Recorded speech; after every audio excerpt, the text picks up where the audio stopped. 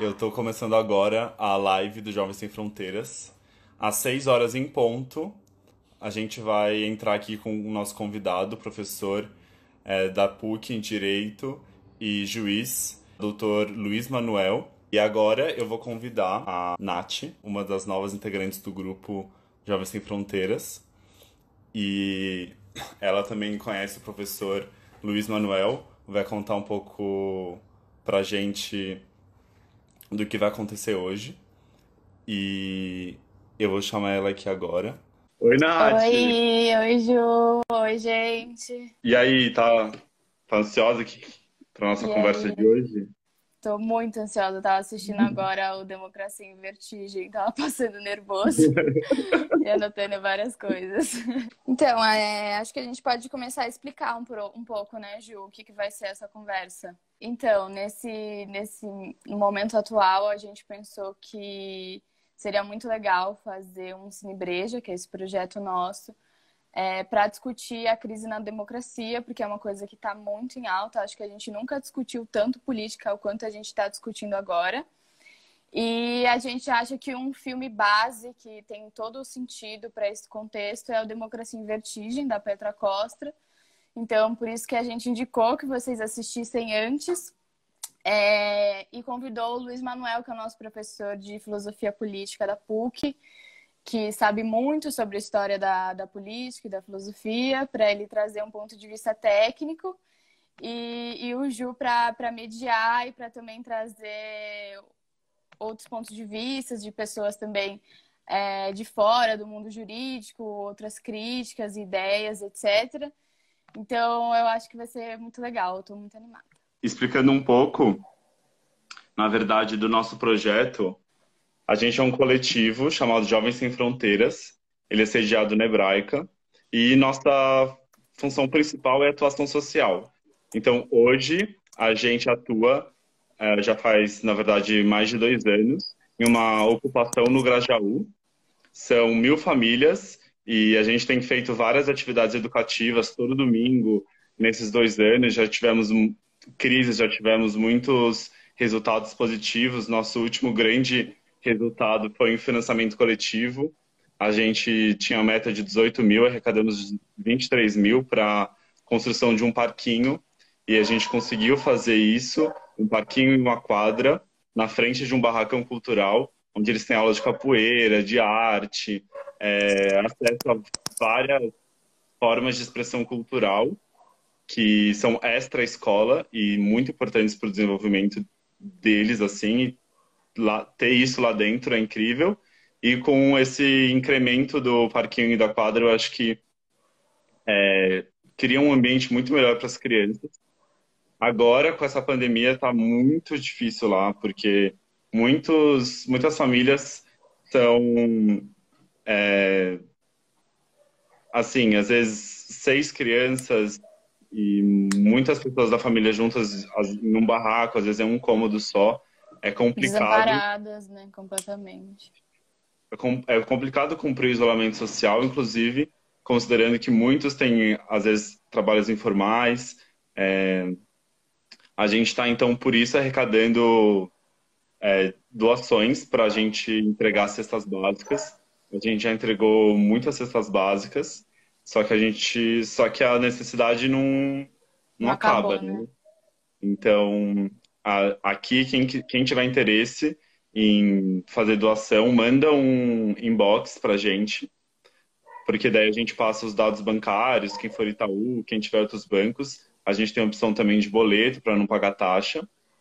E é isso, eu vou responder aqui o professor para ele poder entrar aqui na live. Enquanto isso, Uhum. Nath pode ir explicando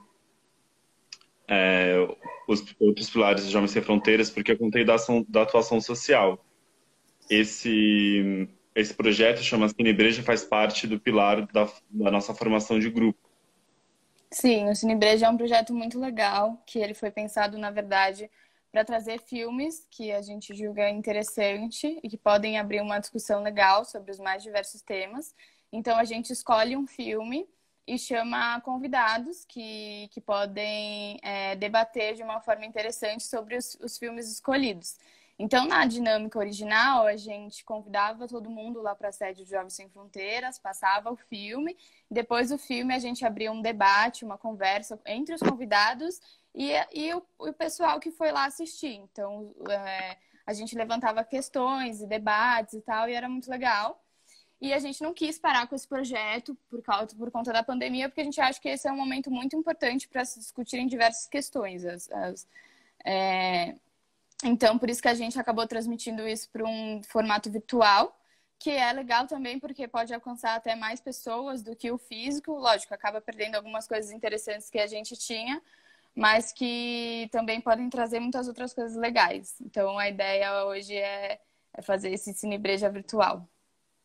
Sim, total, porque quando a gente fazia presencial, tinha uma limitação de espaço, uma limitação de horário, que no mundo virtual quebra isso, né? Quebrou o espaço. O horário ficou bem mais flexível. Então, no nosso último Cinebreja virtual, a gente teve mais de 200 pessoas que assistiram. Foi sobre a série Nada Ortodoxa.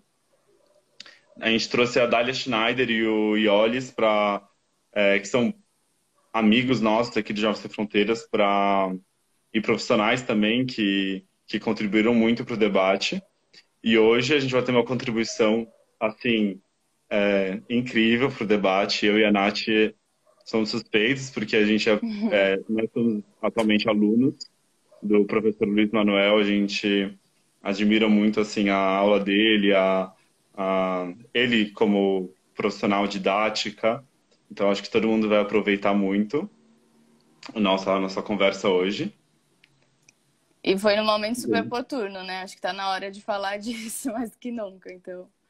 Ainda Sim, mais os sim. acontecimentos da semana, né? Acho que não tem outro assunto que tá mais em alta do que esse. Totalmente. A gente pensou nisso faz mais de uma semana. Já tinha alguns acontecimentos que despertaram o nosso interesse por essa questão crise da democracia, o que está acontecendo, existe ou não, as instituições do executivo, judiciário, legislativo cada vez mais caóticos e assim numa pandemia para ajudar bastante. No Então a meio de gente uma já tinha isso pandemia, na ideia e agora essa semana ficou com a mais demissão do quente. Moro, né? Mais quente do que nunca. E Sim. essas denúncias, etc. Acho que vai ser muito legal, tô muito animada. Sim, e trazer um professor de direito, um professor da Faculdade de Direito, um juiz para conversar com a gente, era uma intenção também de não deixar o debate superficial, que nem tem sido feito como assim, Eu petralha, acho, a minha bolsominion. opinião, Então a gente quer muito trazer uma a, análise mais técnica, uma né? análise técnica. Eu acho que enfim, só temos a agregar. Eu vou agora mandar um beijo para a Nath Beijo. e trazer o professor para Sim, ele se apresentar. A gente se vê. tamo aqui. Beijos. Olha, o Gu entrou, a Flávia. Oi, professor. Oi, Boa tudo bem? noite. Bem, boa noite. Tudo bem, e você? Bem com você? Tudo certo. Tá bom. Como a gente já introduziu aqui, vamos falar hoje sobre o tema crise da democracia no nosso projeto Cine Breja. Então, assim, quem tiver em casa, tranquilo, quiser também sentir que está numa conversa gostosa, pode pegar uma cerveja.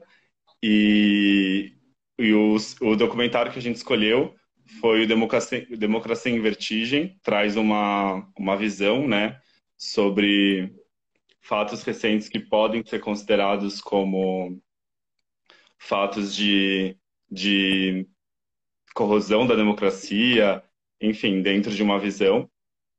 Pegar esse histórico e esse filme que teve uma grande repercussão também para os dias de hoje, assim, depois do filme e também pensando no histórico do Brasil sobre quão forte é a nossa democracia, né?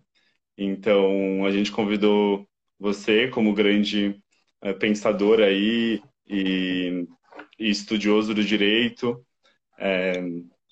A gente queria bater um papo. Se você pudesse apresentar, por favor, Claro. e depois pode já fazer suas considerações iniciais, Uhum. para depois a gente partir para as perguntas e uma fala final de despedida. Tá bem. É isso. Tá bom. Bom, primeiro, o áudio tá legal, o vídeo também?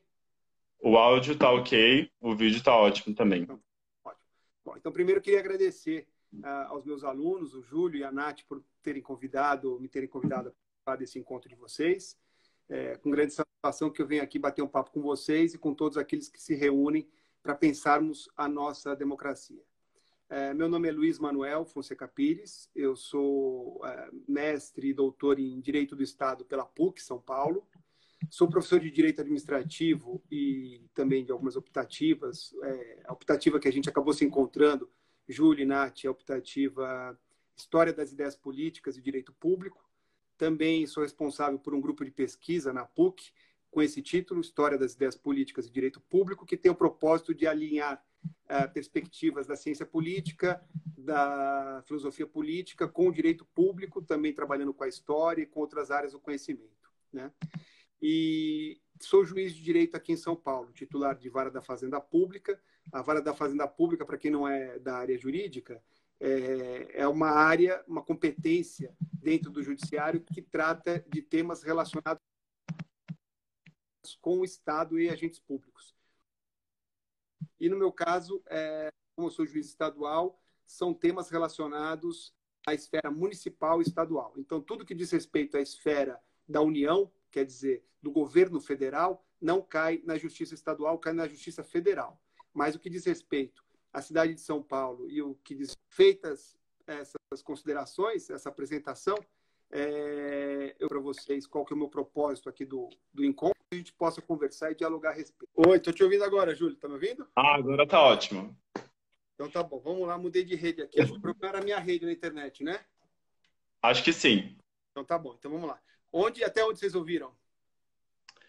A gente ouviu a sua introdução, você é professor e juiz, e que você agradeceu, eu e a Nath, somos os seus alunos. Então tá bom. Então vamos lá. A proposta do Júlio, quando ele fez contato comigo, foi falar com vocês sobre o enfraquecimento da democracia no Brasil no contexto da pandemia do coronavírus, né? Então, e isso partindo do filme, do documentário da Petra Costa, que fala da democracia em vertigem. Então, eu tentei estabelecer aqui alguns temas que me parecem importantes dentro do estudo da área jurídica e da ciência pública e da ciência política e da filosofia política, alguns temas que passam por essas áreas do conhecimento humano, mas que também história, psicanálise acabam se debruçando sobre esses temas, né?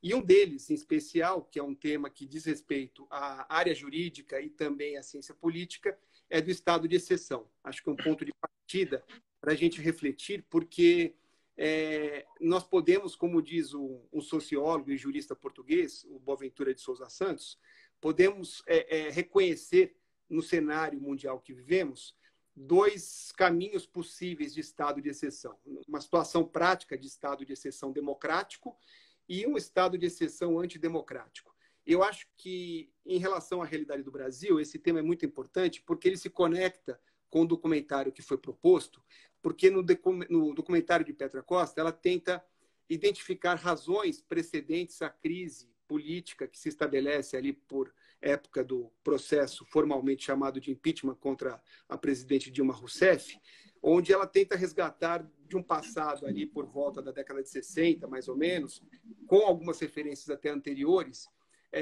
caminhos diferentes que levariam a essa polarização da extrema-direita com a esquerda, conexões da política com o populismo, com a religião, com outras áreas mais, né?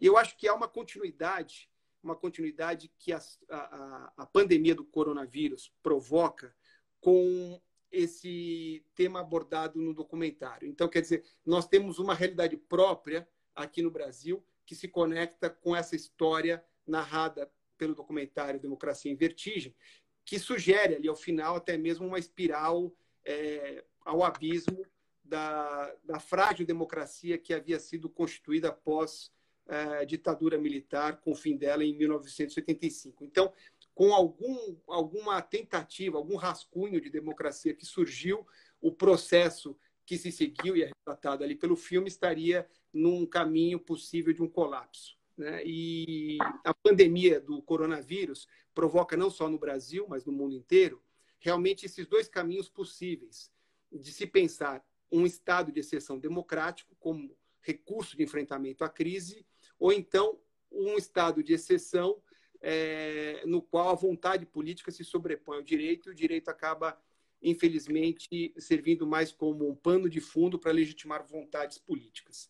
Então, o meu tema a minha abordagem aqui com vocês pretende se enveredar por esse caminho da análise do estado de exceção. E o coronavírus, a pandemia do coronavírus, permite uma situação onde o estado de exceção pode se constituir por um discurso contrapúblico, depois eu explico o que eu quero dizer com discurso contrapúblico, onde a legitimação do estado de exceção se apoia em valores democráticos. Quer dizer, um paradoxo, uma contradição no sistema, onde o estado de exceção antidemocrático se estabelece com discursos retóricos sobre valores democráticos, como liberdade de ir e vir, como liberdade da atividade econômica. Então, sobretudo, no princípio da liberdade, um princípio jurídico da liberdade, é que haveria um caminho possível de se constituir um estado de exceção antidemocrático. E aqui, nessa, eu quero fazer com você, para que depois a gente possa refletir em debate sobre temas que se relacionam e podem interessar mais, eu queria explicar o que eu quero dizer por estado de exceção. E aqui eu queria partir de uma referência teórica muito importante, que é Carl Schmitt, um jurista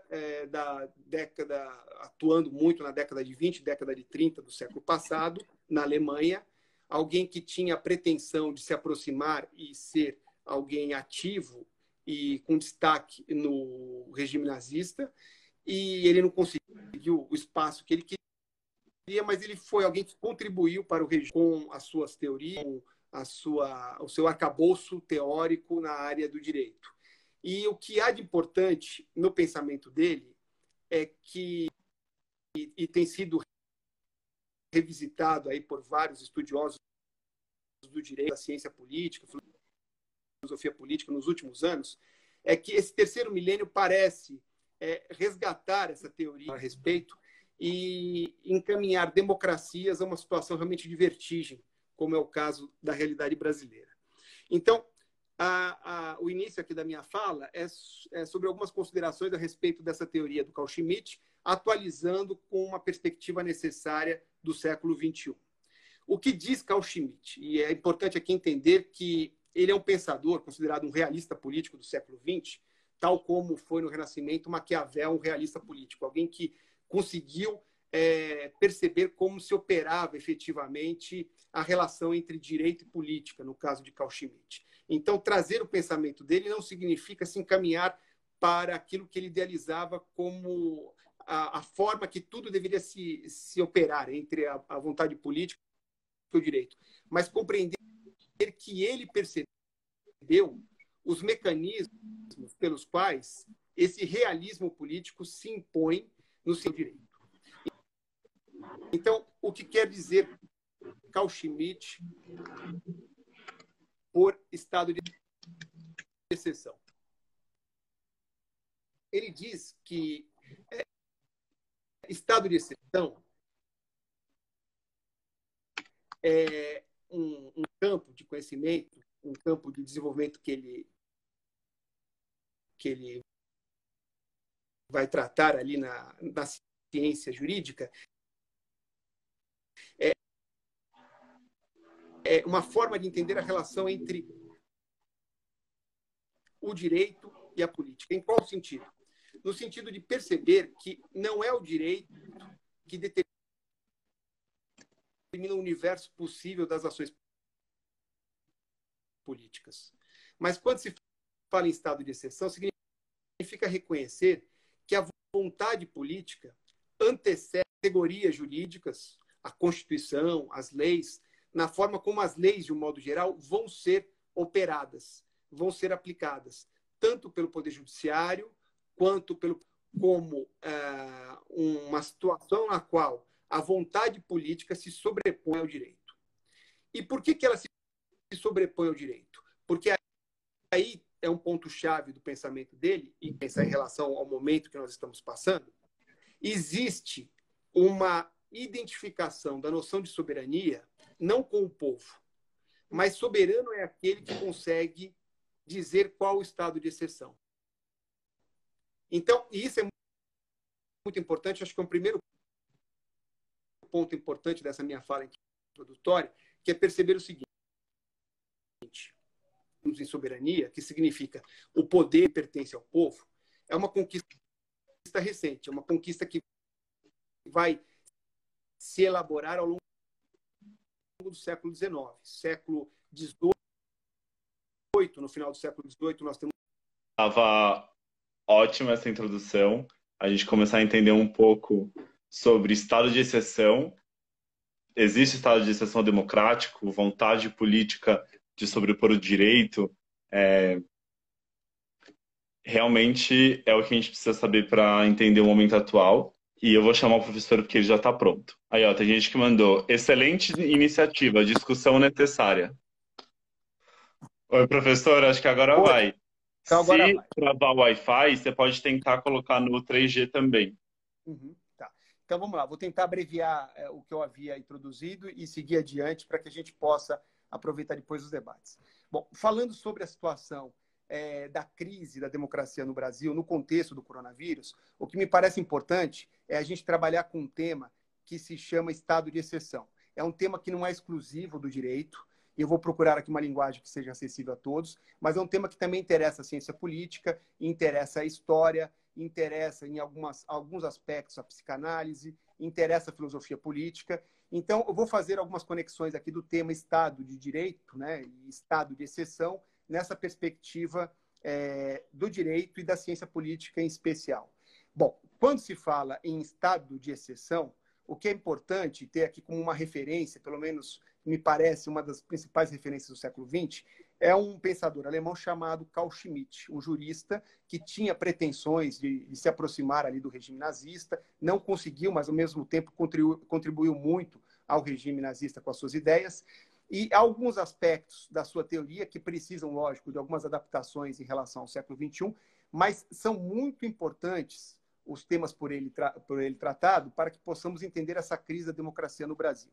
O que é o estado de exceção para Carl Schmitt? Estado de exceção é uma relação que se estabelece entre a vontade política e o direito, na qual a vontade política se sobrepõe ao direito.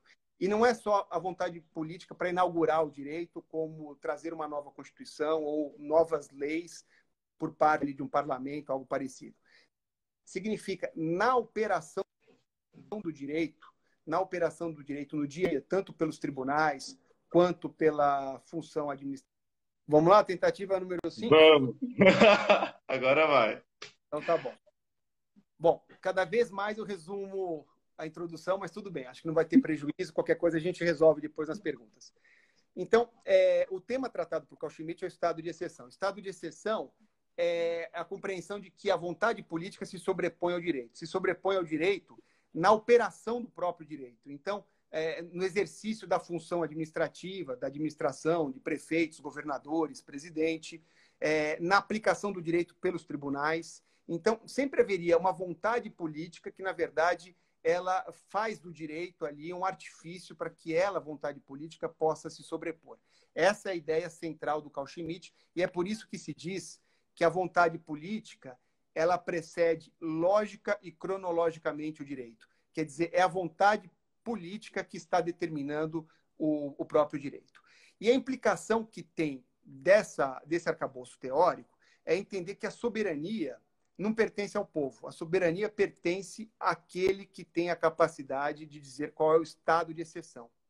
Então, eu havia dito, e aqui eu vou abreviar ainda mais, que a noção de soberania até o final do século XIX, até o final do século XIX, XVIII, virada para o século XIX, a soberania ela era tratada como uma vontade divina que Deus havia, então, concedido poder legítimo a um rei, a um monarca qualquer.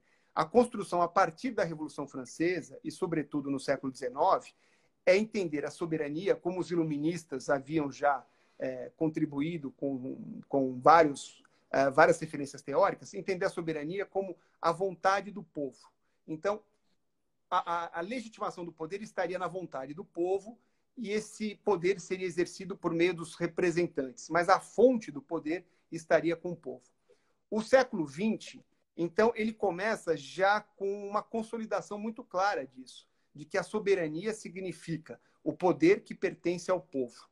E esse poder vai ser exercido por meio dos seus representantes. Aqui eu estou fazendo vários recortes, resumindo vários outros debates para que a gente possa chegar no nosso tema central. Só que Carl Schmitt vai dizer que não é nada disso. Soberania não é o poder do povo. Soberania é o poder daquele que tem a capacidade de dizer qual é o estado de exceção. E ele vai fazer isso determinando qual é o conteúdo do direito na sua prática, na forma dele se operar ali numa ação do poder público, na forma de se aplicar ali numa sentença, numa decisão do tribunal. Então, quem tem essa capacidade de criar novas exceções é quem tem soberania. Lógico que quando Carl Schmitt faz isso, ele faz isso, e é aí que nós precisamos das atualizações importantes. Carl Schmitt faz isso pensando na configuração de uma época, com um certo momento histórico, onde você consegue identificar essa usurpação da soberania por parte do povo de uma forma muito clara. Muito clara por quê? Porque é um determinado grupo que assume o poder utilizando um uniforme, fazendo uma saudação específica, um cumprimento caricato. Há um conjunto de ações muito sólidas que permite dizer, bom, aqui quem é soberano é aquele líder, é aquele primeiro-ministro, é aquele presidente. Você consegue fazer essa identificação pela forma como, de uma maneira sólida, se apresenta a situação. Já nesse ponto, a gente precisa fazer algumas atualizações, eu já vou começar a fazer para evitar eventual corte de novo aqui da internet.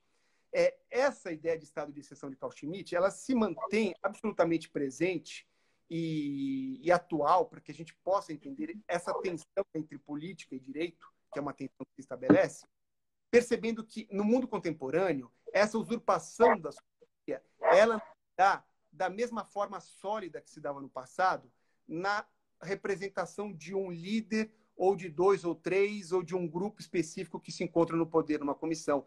Essa usurpação da soberania, ela se dá com uma fluidez maior e com uma circulação maior entre agentes que exercem a capacidade de dizer qual o estado de exceção. Isso significa que é muito mais difícil para as sociedades contemporâneas perceber quando a democracia começa a entrar em vertigem. Porque no passado, há 100 anos, era possível identificar que alguém tomou o poder, fez uma marcha sobre Roma, alguém estabeleceu uma nova saudação, alguém utiliza uniforme, faz todo mundo utilizar uniforme. Há os militares ali fardados e com armas na frente ali dos palácios de governo. Então, as normas, é muito fácil você identificar o contexto da usurpação da soberania. Nos estados contemporâneos, isso não acontece da mesma maneira, porque existe essa fluidez. O estado de exceção significa que o soberano, que de modo algum é o povo, o soberano pode ser, num dado momento, um juiz, num outro momento, um ministro, num outro momento, um primeiro-ministro, num outro momento, 3, 4, 5 empresários daquele país que tem um poder de domínio muito forte sobre a situação política. Depois passa a ser um presidente. Então, nós temos uma fluidez muito grande a respeito dessa usurpação da soberania. Então, esse é um primeiro momento que mostra que as ideias de Carl Schmitt são absolutamente importantes, se mantêm atualizadas com essa percepção de uma dificuldade sobre a identificação dessa usurpação da soberania. Quem usurpa a soberania? Vejam que, no passado, pensando numa análise estritamente histórica, seria possível você identificar na Itália Mussolini, identificar na Espanha Franco, identificar em Portugal Salazar, na Alemanha Hitler. Você identifica com uma facilidade muito grande. Nas sociedades contemporâneas, você tem também, lógico que você tem também países, nações, em que há o predomínio de uma figura. Podemos pensar em Putin, na Rússia, podemos pensar em Viktor Orbán, na Hungria, mas você tem diversos outros países onde a democracia entra em colapso com uma sutileza maior, porque há um processo, você tem uma outra figura sempre, lógico, que ficam à frente como aqueles que estão liderando esse processo de usurpação da soberania, mas existe uma dificuldade até de perceber, porque a hora se fala, bom, mas era aquele sujeito, agora ele não está mais no poder, agora ele é contra aquele que se encontra no poder. Então, não é o estado de exceção. Vejam como nós estamos alternando. Mas o fato o que importa é o seguinte, pegando as ideias de Carl Schmitt, a soberania foi usurpada, retirada do povo. A soberania, ela circula num outro espectro de poder, num outro circuito, onde pode envolver agentes públicos e agentes privados. A soberania pode ser exercida por um meio de comunicação, a soberania pode ser exercida por empresários muito influentes naquele determinado país. Então, o primeiro momento, um primeiro aspecto importante é entender isso, que estado de exceção para Carl Schmitt é essa vontade política sobre o direito e que se dá pela primeira ideia de uma usurpação da soberania. E quem efetivamente exerce aquela soberania é quem tem o estado de exceção. Então, por isso que muitas vezes é difícil, diante de uma situação de crise, nós acompanharmos na imprensa, de um modo geral, em debates em redes sociais, análises estritamente jurídicas que elas não se confirmam. Puxa, mas foi chamado ali aquele catedrático de tal faculdade, o outro professor de outra universidade, eles falaram que tal situação configura crime, configura impeachment, configura isso, e o rumo foi outro. Como é que o rumo foi outro? O rumo foi outro porque, num estado de exceção, é a vontade política que faz do direito o seu verniz. Então, esse é um primeiro momento que me parece importante. Um outro momento, um outro aspecto da teoria do estado de exceção que me parece importante nos conscientizarmos, e também atualizando o pensamento de Carl Schmitt, é a ideia da relação amigo-inimigo. Né? Porque a pergunta que... Se eu terminasse aqui a minha fala introdutória no instante anterior, alguém fala, bom, mas como acontece isso? Oi? Oi, pronto. Agora no 4G. Agora no 4G. Tá bom. Eu acho que eu terminei a introdução sobre o tema da soberania, sobre a usurpação da soberania.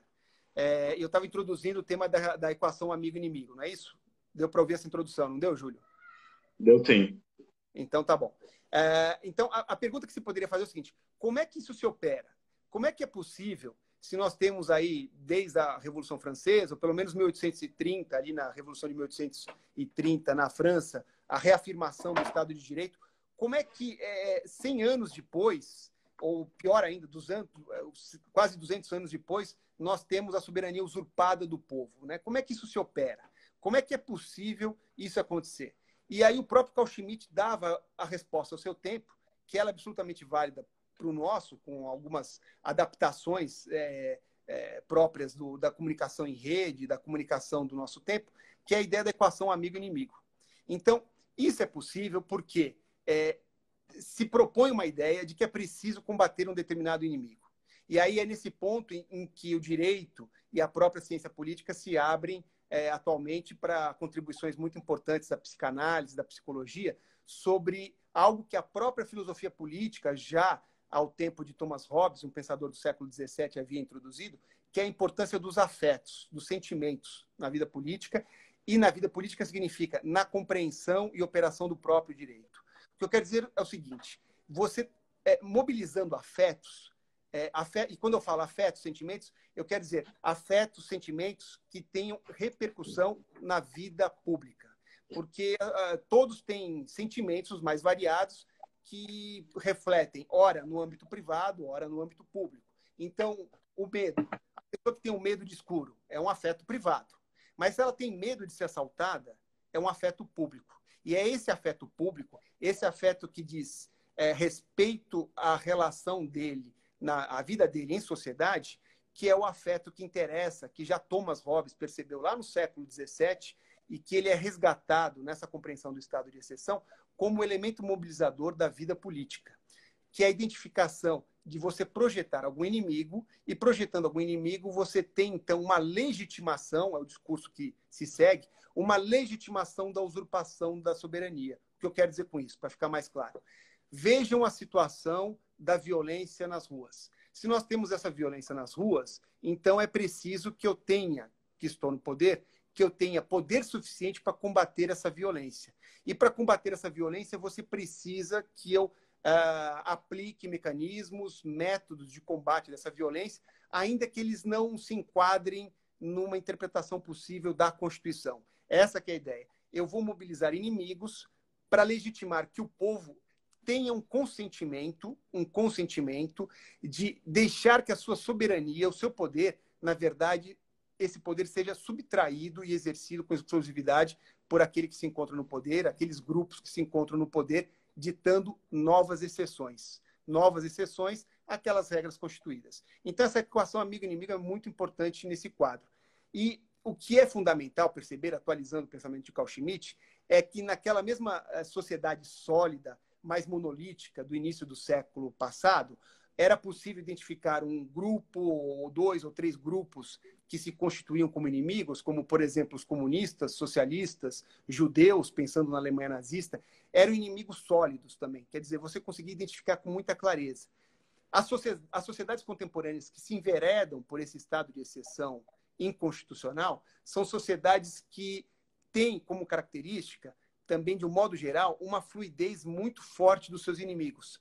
Inimigos que podem ser, num discurso teórico mais abstrato, até inimigos legítimos, né? Então a gente pensa, bom, combate ao tráfico, combate à corrupção, mas na verdade são recursos de manipulação do porquê é possível que alguém que se encontra no poder fazer e tomar decisões, práticas políticas que não se encontram previstas no próprio ordenamento jurídico, porque ele está combatendo aquele inimigo. E para combater aquele inimigo, nós precisamos de recursos de exceção. Vejam que o próprio, e é aí que se conecta com a realidade, até o momento histórico que é retratado no documentário da Petra Costa, tem algumas passagens, uma em especial, onde se faz menção a uma fala do ministro Theory, o ministro Theory julgando uma decisão do então juiz Sérgio Moro, em que o ministro Theory diz que aquele compartilhamento público que foi feito de uma gravação do ex-presidente Lula com a presidente Dilma era uma medida excepcional que não se justificava e por aí afora vai, ele acaba reprovando juridicamente aquele vazamento ali da informação e a própria gravação que foi feita, que seria uma competência dos tribunais. E ele usa, o ministro, justamente essa expressão, aquela medida excepcional. Então, para mostrar o seguinte, medidas excepcionais, elas são exercidas porque alguém está invocando, direto ou indiretamente, um determinado inimigo a se combater. E seria em nome desse inimigo que essa pessoa teria poderes que exorbitam uma situação normal.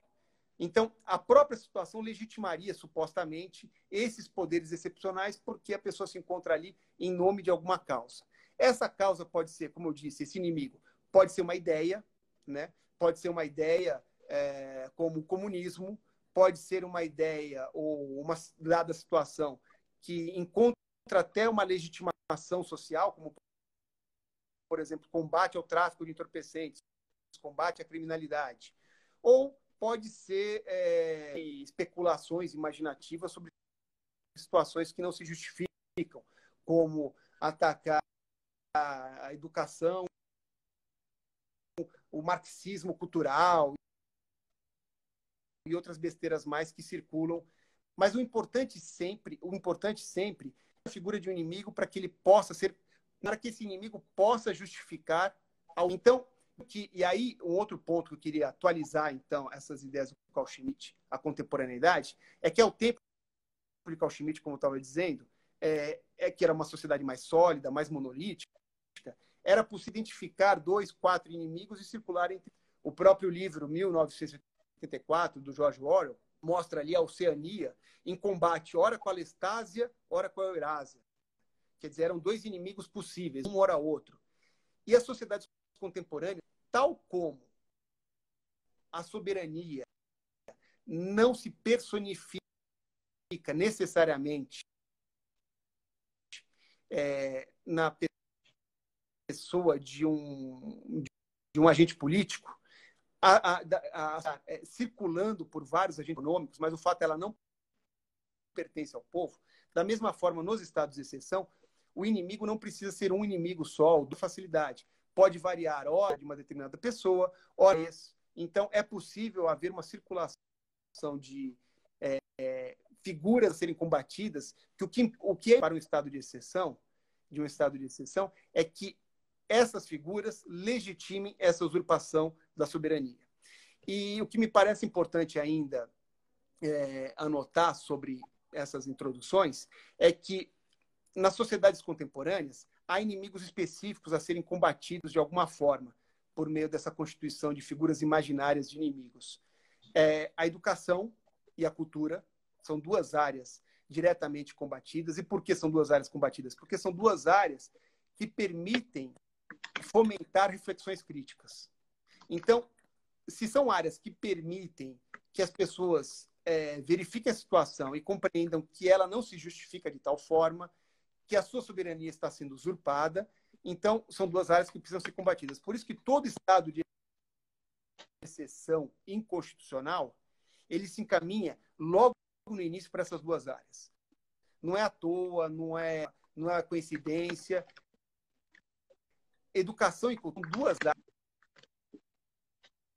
áreas atacadas logo de início, porque preocupação... Pronto, voltou? Voltou. Então, o chamado estado de exceção, e aqui eu vou fazer já a finalização para ficar para as perguntas. O estado de exceção inconstitucional, o estado de exceção antidemocrático que se apresenta na atualidade, é uma versão dessas ideias que podem ser bem compreendidas pela sistematização de Carl Schmitt, em que o principal é perceber que a soberania é retirada do povo.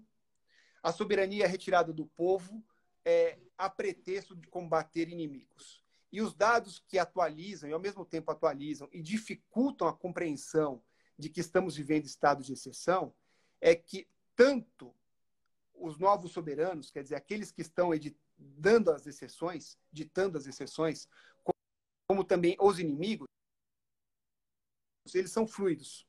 Eles circulam com muita facilidade, eles se alteram. Basta ver, pegando aqui uma situação atual, o Moro, que até 2, 3 dias era uma das principais heróis dentro da conjuntura do governo atual.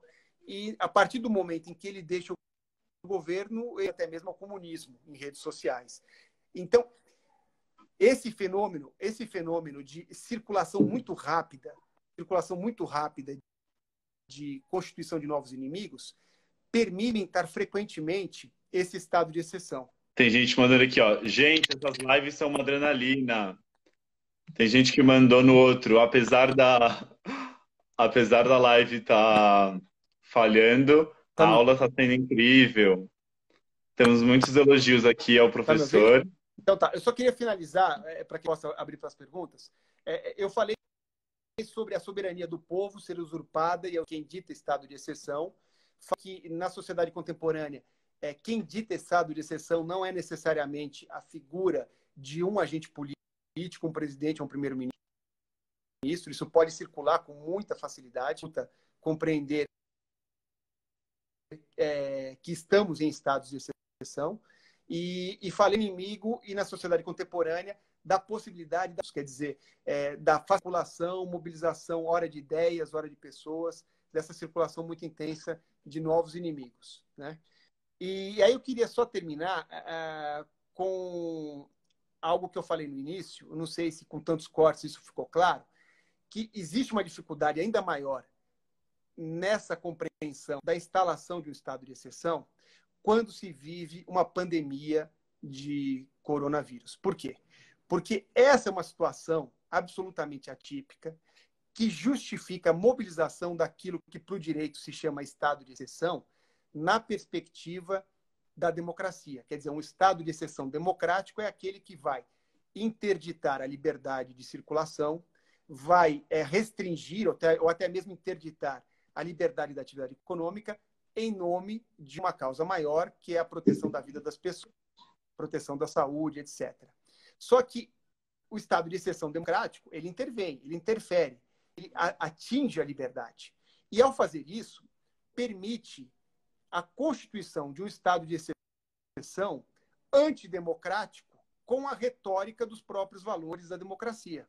Então, esse que é o paradoxo que causa que, muitas vezes, estados de exceção podem se constituir se aproveitando de referências próprias do regime democrático para justificar que o inimigo passa a ser aquele estado de exceção democrático.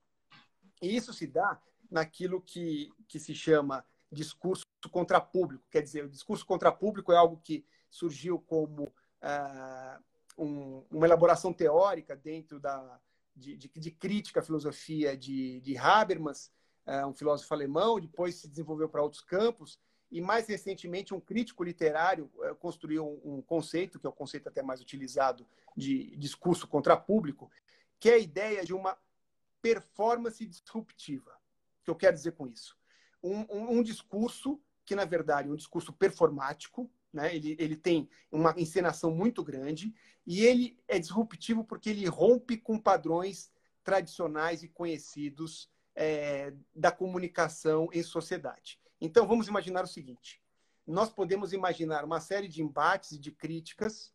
Temos alguns espectadores firmes aqui na live, apesar dos problemas técnicos. E então, assim, se você quiser encerrar o pensamento, ou já vou direto para as perguntas, eu acho que eu vou talvez pegar... Vou direto para as perguntas, então. Pensando nisso que você falou, da existência de uma vontade política a se sobrepor ao direito e uma novidade na política que é essa democracia e se corroendo aos poucos e a gente demorar para perceber. Você acha que... Aqui tem uma pergunta do público, se você acha que realmente estamos nesse momento de corrosão lenta e de existência de uma vontade política acima do direito, e se a gente está nesse momento de crise da democracia, quão fortes são as instituições para barrar com que isso aconteça? Uhum. Então, quando se fala em estado de exceção na contemporaneidade, tem toda essa dificuldade pela fluidez do soberano e até mesmo dos inimigos, né? E então nós podemos ter como referência a identificação de alguns campos que, na medida em que eles são fortemente atacados pelo governo, são sinais então de possíveis investidas de um estado de exceção. E aí, para deixar bem claro, esse estado de exceção ele não marca dia e hora para chegar. Muitas vezes ele já chegou e nós estamos discutindo quando ele pode chegar. Então, essa que é a questão dessa fluidez do século XXI, que a gente precisa se conscientizar a respeito disso. E quais são esses campos? Tem 5 deles que se destacam.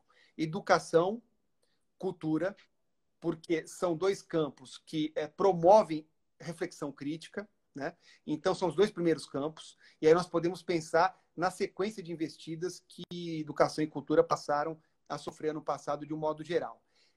Transparência é um outro campo adotado com frequência, transparência do próprio Estado, poder público que tem que vamos lá. Então, eu dizia, bom, saúde não, educação e cultura, né? Aí a transparência, quer dizer, transparência é a publicidade dos atos, né?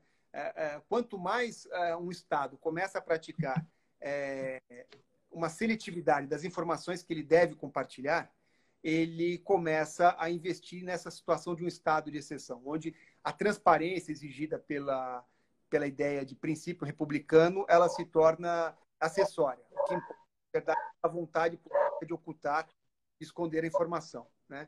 Então, esse é um outro campo importante. Independência dos poderes e liberdade de imprensa.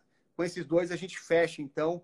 E quando eu falo independência dos poderes, em especial o judiciário. Toda vez que o judiciário é frontalmente atacado quanto ao seu papel de controle dessa tensão política e direito, nós temos sinais fortes de estados de exceção que começam a penetrar na democracia, né? Então, acho que são elementos importantes para a gente identificar quando o estado de exceção começa a se fazer presente.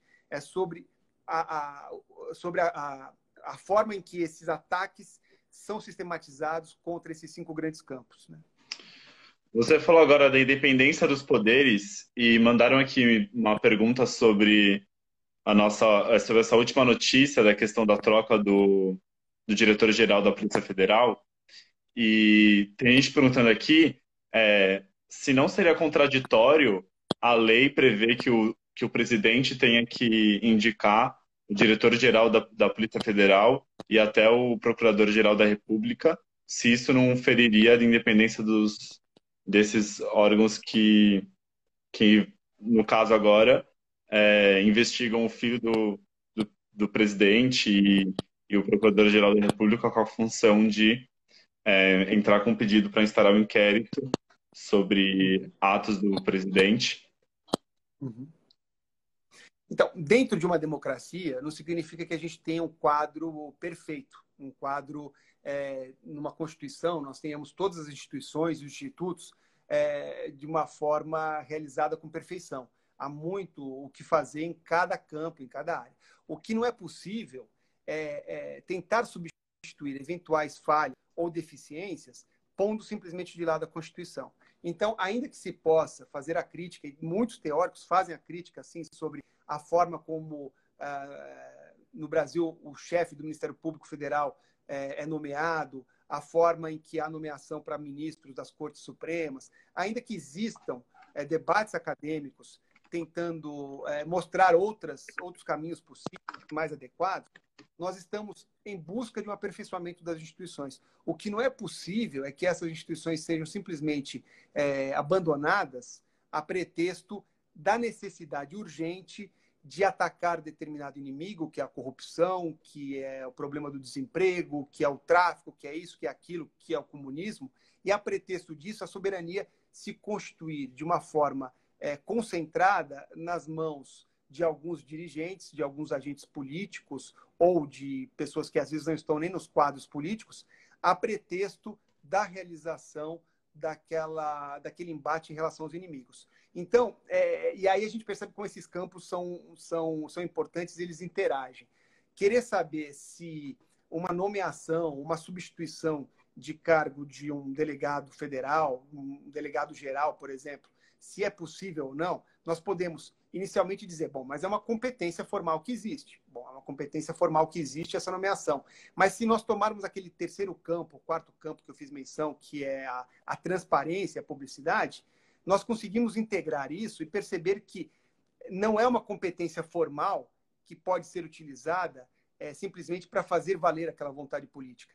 Significa integrar aquilo a esse outro campo, que no caso é publicidade, para se fazer a seguinte e simples pergunta: por quê? Por que determinado comando geral vai ser alterado, né? E esse dever de informar o porquê não é uma exigência que se faz arbitrariamente, se faz de acordo com a própria Constituição, né? No exercício de uma função pública, todo exercício se faz em nome da sociedade. Então, aquilo que se exerce em nome da sociedade, a prestação de contas é para com a sociedade. Então, vejam que, muitas vezes, o estado de exceção não significa deixar de lado o direito, mas significa, como eu falei no início, se valer do direito para dar um verniz de legitimidade à sua vontade política. Então, é possível dizer que, bom, eu tenho uma competência para nomear tal pessoa, eu tenho competência para fazer tal indicação. A competência formal existe, mas a questão no Estado de Direito, se integrando com o dever de publicidade e transparência, é entender o porquê se faz isso. E sem essa explicação, pode haver um indício de uma sobreposição da vontade política sobre o direito. Porque é isso que eu gostaria, a gente teve muitos cortes aqui na transmissão, mas acho que é importante perceber o seguinte: a dificuldade que existe quando se instala um estado de exceção é que o direito não é posto de lado. O direito é manipulado e utilizado pela vontade política. Essa que é a dificuldade da conscientização e que ela se redobra nesse século XXI em relação ao momento em que vivia Carl Schmitt, porque o inimigo não são 2 partidos políticos mais uma etnia. Os inimigos são múltiplos, são variados. E o próprio exercício dessa usurpação da soberania também não se dá necessariamente por um agente político. Pode ser ora por um agente político, ora por um outro conjunto. O que importa é menos quem se encontra na usurpação e mais a circulação dessa usurpação por um grupo que, de todo modo, distancia o povo do exercício do poder. Muito bem, professor. E assim, pegando esse gancho sobre, então, na verdade, então, que você falou do direito como um instrumento para ser usado. Então, o governante usar do direito para fazer a vontade política dele. Tem gente aqui perguntando se, então, esses mecanismos legais que existem no direito, hoje, como é que eles podem ser usados para controlar uma situação cada vez mais angustiante de um possível autoritarismo?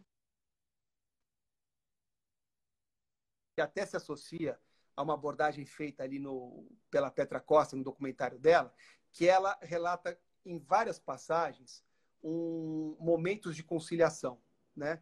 E ali dá para ver um tom de crítica de conciliações que não deveriam ocorrer, né? Determinadas alianças, determinados pactos, que a pretexto dessa ideia dessa conciliação, dessa condescendência, houve uma série de alianças que acabaram provocando a própria deterioração da democracia.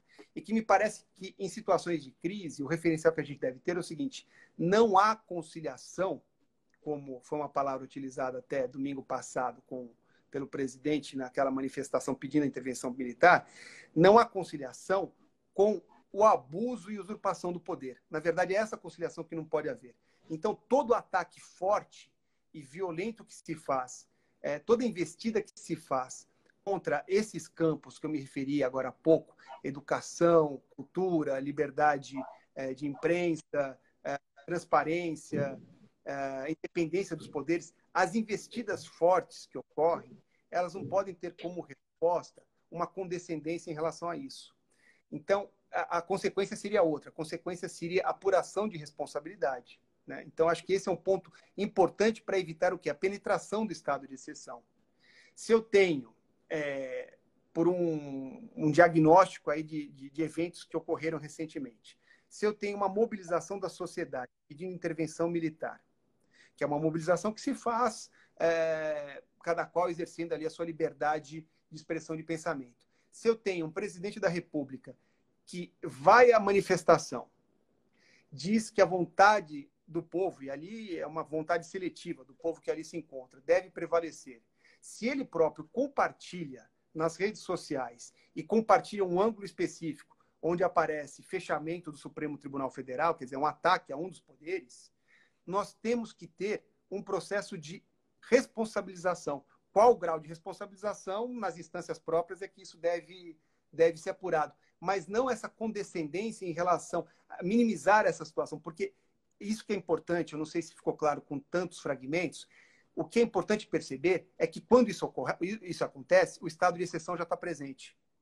O estado de exceção não está marcando dia e hora, não está dizendo que daqui 6 meses, tal horário, todos vão se apresentar de uniforme na frente de um palanque, com uma nova saudação, e vai se instalar um regime de exceção, tal como os históricos regimes de exceção da Europa do início do século passado. Isso não ocorre, o estado de exceção já se faz presente.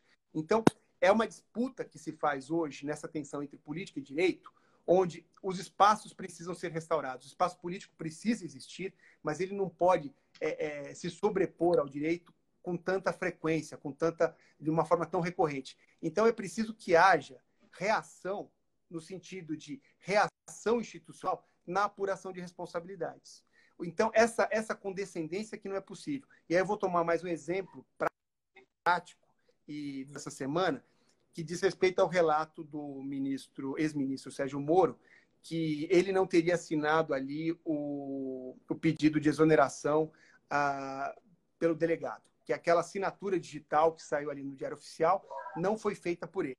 O que ele está dizendo num contexto desse, se é verdade ou não, mas o que ele está falando é uma situação que se enquadra num crime, um crime de falsidade. Não pode ter uma situação dessa uma condescendência no sentido de achar que isso é algo menor ou isso deve ser posto de lado e ignorado. Deve-se apurar a responsabilidade, se é verdade ou se não é. No caso de ser verdade que houve uma falsidade, qual a consequência recorrente. Então, esse posicionamento claro por parte das instituições e por parte da sociedade em relação a essas investidas das vontades políticas sobre a Constituição é algo muito importante para que haja a manutenção do espaço próprio da política e do direito. Porque a condescendência, a tolerância, significa não se dar conta que o próprio Estado deixou de ser um Estado democrático e já se tornou um Estado de exceção há muito tempo. E não no sentido que fala ali o Boaventura, do Estado de exceção democrático da pandemia, mas o Estado de exceção que é antidemocrático, combate à própria democracia. Muito, muito interessante sua análise, professor. Muito obrigado. E recebi aqui mais uma pergunta da galera, falando sobre um dos pontos que você comentou, da questão da cultura e educação. Porque a gente vê como formas de pensar que permitem o pensamento crítico. Outra coisa que permite o pensamento crítico também é a liberdade de imprensa. E a gente vê muito vindo assim, vindo do governo ataques à imprensa e também às vezes negando fatos históricos como 1964 não foi golpe, não teve desmatamento, não chegar até negar os reais impactos da pandemia e usar as redes sociais como forma de utilização de desmentir fatos que estão sendo noticiados ou manipular esses fatos para o interesse do governo. Você acha que isso é um risco à democracia, esse tipo de estratégia com a imprensa? Então, é mais um dos componentes ali da sistematização tradicional, original ali de Carl Schmitt, que com a sua devida atualização mostra a importância do estudo do pensamento desse jurista alemão. E em qual sentido que eu falo da atualização? É que esse combate que se faz aos inimigos que são escolhidos ali por quem está ditando as novas exceções, e um desses inimigos acaba sendo a imprensa, um desses campos é a imprensa, esse ataque que se faz na contemporaneidade tem hoje, assim, numa categoria de estudo própria ali da ciência política, o nome de discurso contrapúblico. O que é o discurso contrapúblico? É um discurso, como eu estava dizendo ainda há pouco, quando cortou, é um discurso com uma performance disruptiva. Quer dizer, ele tem uma encenação e ele rompe a convenção daquilo que é possível em termos de debate. Então, vou dar um exemplo. Vamos imaginar dois países, por seus representantes, discutindo determinadas políticas públicas e determinados enfrentamentos em embates na imprensa. Nós podemos imaginar um horizonte de falas possíveis, o que um pode falar, o que o outro pode dizer, acusações, etc. e tal. Mas não passa no horizonte de padrão civilizatório, que um dos representantes de uma nação faça considerações sobre a beleza ou a feiura da mulher do outro representante. Então, quando isso acontece, né, como aconteceu ali com o presidente Bolsonaro fazendo considerações sobre a mulher do Macron, presidente da França, quando isso acontece, isso é uma performance disruptiva. Quer dizer, é uma fala, um discurso que não tem conexão nenhuma com a realidade e que rompe os padrões de uma convenção de comunicação social, uma comunicação baseada em certas referências que são próprias para que a comunicação ocorra. Né? Quando isso acontece, quando uma pandemia que se estabelece com a intensidade que nós temos hoje do Covid, e temos alguns agentes políticos falando em teorias comunistas, em planejamento comunista, tudo isso é uma performance disruptiva. E por que essa ideia de discurso contrapúblico é importante? Porque hoje é um caminho, é um instrumento que se apresenta como um caminho à usurpação dessa soberania. Caminho às investidas do estado de exceção, especialmente em relação à imprensa. Quando alguém da imprensa pergunta para um determinado chefe de governo onde se encontra uma pessoa que, segundo investigações, tem relação com um parente seu, ou mesmo com você, a respeito de uma investigação que seja importante. E entre as respostas possíveis, vem uma resposta como está com a sua mãe, pergunte à sua mãe, algo tão grosseiro, tão fora de um padrão de convencionalidade, significa o quê? Um ataque a um campo, que é a imprensa, e é um ataque que se faz de uma sobreposição de uma vontade política àquele horizonte de respostas possíveis que o direito permitiria, que é o que se chama de um discurso contrapúblico na política, que é um caminho para se sobrepor-se ao próprio direito. Não sei se ficou claro isso, se não ficou, posso retomar, mas seria, para responder a tua pergunta original, os ataques por essas performances que rompem com padrões de civilidade, são estrategicamente formas de se estabelecer investidas recorrentes de estados de exceção ao se atacar a própria imprensa. Deu para entender perfeito, professor. E algumas pessoas estão perguntando aqui, eu acho que tem muita gente emocionada, né, nesse momento, e às vezes um pouco de sangue nos olhos, assim, querendo ver consequências, querendo ver responsabilidades sendo aplicadas. Então, a atitude do presidente até agora, durante a sua gestão, tem assim, pano, para falar assim, bem assim, simples, tem pano para manga para um processo, para um possível processo de impeachment? Por que isso já não aconteceu? Se você puder comentar um pouco se vai surgir um processo de impeachment aí, se poderia. Então, vejam que interessante. Essa pergunta e outras mais que correm, inclusive, hoje na imprensa, do modo geral, a gente percebe grandes órgãos da imprensa chamando especialistas para fazer essa análise que essa pergunta propõe, ela tem sentido dentro de um panorama de Estado democrático. O que é preciso se conscientizar, acho que de um modo geral, para que haja mobilização da sociedade e das instituições, é que essa pergunta só faz sentido dentro de um panorama de Estado democrático. Quando a gente fala de estado de exceção antidemocrático, que não é o estado de exceção para combate do Covid, é um estado de exceção que se aproveita até mesmo do Covid para se alimentar de recursos retóricos da liberdade, para estabelecer o estado de exceção antidemocrático. O estado de exceção antidemocrático, no cenário, então, de um estado de exceção antidemocrático, a pergunta não tem validade, porque pouco importa, o direito vai ser utilizado e manipulado para dar sentido aquilo que a vontade política quer que faça sentido.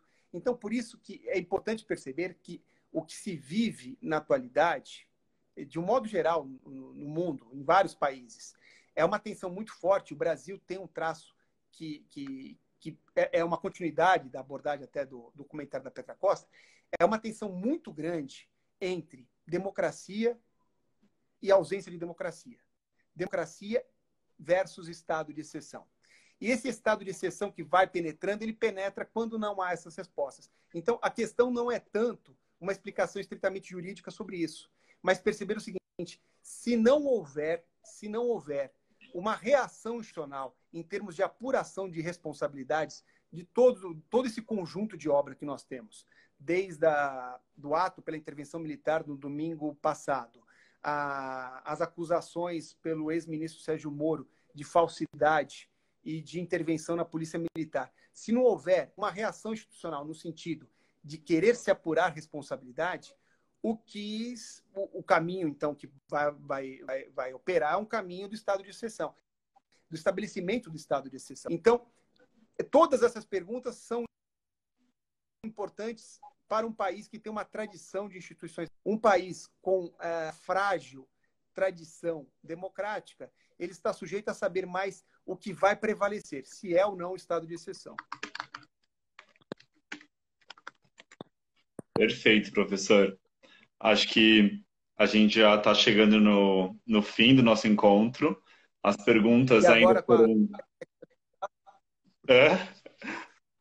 Agora que estabilizou a internet. Agora estabilizou, não vamos elogiar antecipadamente. Mas assim, é, é, se muita gente mandou mais perguntas, não dá tempo agora de fazer todas, mas eu acho que as suas considerações foram muito elucidativas e para mim me fez pensar mu- com uma outra visão do que eu estava tendo sobre essa novela do mundo político atual. E se você quiser fazer uma consideração final de poucos minutos, a gente já vai para o encerramento, Uhum, por favor. uhum. É, eu quero até, nessas considerações finais, de forma breve, mesmo tentar alinhar aquilo que, com vários cortes, eu tentei construir aqui, que é uma perspectiva de que vivemos no planeta um momento de estado de exceção. Estado de exceção que pode se operar por dois caminhos diferentes. Um estado de exceção democrático. Bom, eu acho que a discussão foi muito boa.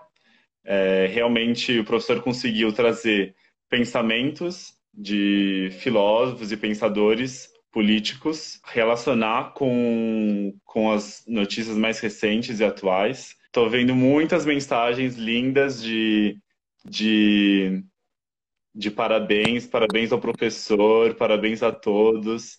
Você é um verdadeiro professor. Parabéns pela iniciativa, obrigado e um abraço. Muitas mensagens lindas, Oi, agradecendo pela aula. Agora acho que vai dar tempo, antes de travar de novo, para você encerrar e mandar um beijo. Então, tá bom. Então, eu queria primeiro, antes que trave novamente, agradecer a vocês pela oportunidade da reflexão, do debate. O meu propósito aqui não deu para a gente continuar com muito tempo na internet, mas era trazer uma mensagem da necessidade de conscientização do que se opera por baixo dessa superfície de tensões. Acho que isso é muito importante. Perceber o que acontece num segundo é difícil, pela percepção, entender a gravidade da crise democrática que estamos vivendo. Né? Aqui como ideia do que eu apresentei, é a percepção de que o estado de exceção na sociedade contemporânea, ele tem uma tendência a se apresentar escamoteado pelo próprio discurso democrático. Né? Então, é difícil se dar conta. É mais fácil historiadores, no futuro, fazerem um marco temporal de quando começou e terminou a situação do estado de exceção no Brasil, do que, ao se viver nele, perceber de modo claro isso para o momento que a gente vive, né? No terceiro milênio, com todas essas quem são os inimigos. Então, a ideia de soberano, mudar inimigo, de análise e de crítica a respeito dessa situação. E me parece que é importante, então, uma reflexão sempre conjunta da importância da sociedade. Bom, travou de novo. Eu acho que assim, esgotamos as chances de dar certo aqui, ininterruptamente a live. Mas olha, professor, suas palavras finais, você pode deixar um texto que a gente posta nos nossos stories, tá? Tem gente pedindo aqui uma segunda rodada, porque a galera não está satisfeita que parou aqui nesse... Tava tão bom e teve que parar. Então, a gente pode fazer um esquema de passar para o professor algumas perguntas, ele responde em vídeo e a gente posta. Manda para a gente aqui no Instagram, no DM, perguntas. Pode ser das perguntas mais profundas sobre o assunto, que a gente vai mandar para ele, vai conversar com ele para ver se ele faz um vídeo respondendo. E é isso, o debate tem que continuar. Isso aqui foi só uma provocação. A gente vai ter outros encontros de conversa, então fiquem ligados nas redes sociais aqui dos Jovens Sem Fronteiras para saber quando vai ser o próximo encontro. E também, lembrando que na comunidade há um terreno que a gente faz uma ação social já faz mais de 2 anos.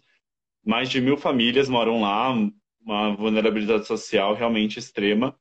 E na pandemia está muito pior. Quem quiser mandar para a gente uma mensagem, a gente passa a conta para doação. Ó, Central dos Jogos mandou. JSF sempre surpreendendo. Vamos que vamos. Flávia mandou, foi ótimo. Ó, tem gente que recomendou aqui, ó. Zoom seria muito bom. A gente pode ver a possibilidade de fazer um Zoom da próxima vez. O problema é que a gente tem que definir as questões técnicas, mas pode ser uma boa ideia. Aí a Verinha mandou, foi incrível, muito obrigada.